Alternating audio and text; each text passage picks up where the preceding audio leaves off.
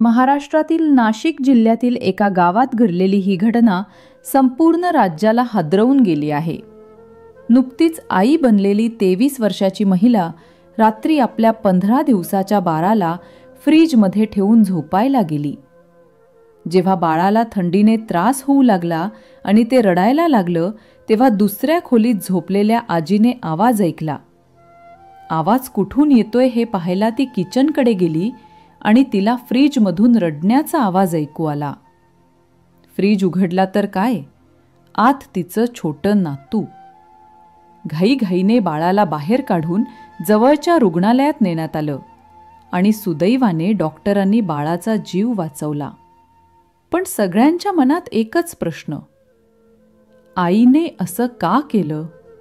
सुरुवातीला कुटुंबियांना वाटलं की त्या महिलेला भूतप्रेताचा साया झाला आहे।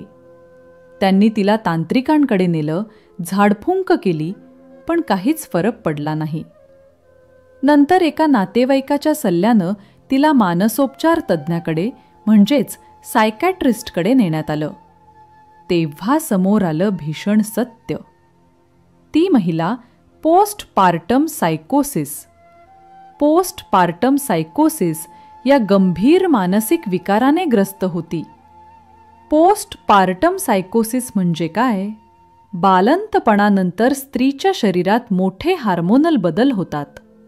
झोपेची कमतरता, ताण आणि थकवा यामुळे मानसिक संतुलन बिघडू शकतं। सुरुवातीला हे पोस्टपार्टम डिप्रेशन असतं, पण त्याची तीव्र अवस्था म्हणजेच सायकोसिस।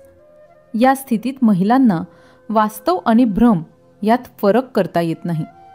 त्यांना आवाज ऐकू येतात, शंका निर्माण होते आणि कधी स्वतःला किंवा आपल्या बाळालाच इजा करण्याची प्रवृत्ती तयार होते।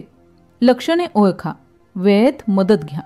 सतत चिडचिडेपणा, मूड बदल, एकटं राहण्याची इच्छा, संवाद टाळणं, बाळाबद्दल उदासीनता किंवा द्वेष, भ्रम, शंका किंवा आवाज ऐकू येणं, झोपेचा पूर्ण अभाव अशी लक्षणे दिसल्यास ताबडतोब मानसोपचार तज्ज्ञांचा सल्ला घ्यावा।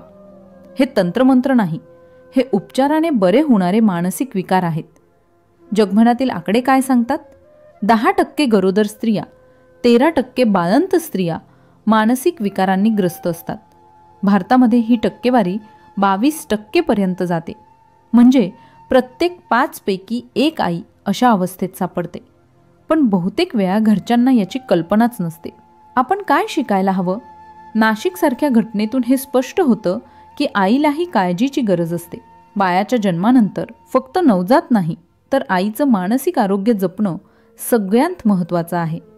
वेळेत लक्ष दिलं तर अशी दुर्घटना पूर्णपणे टाळता येते।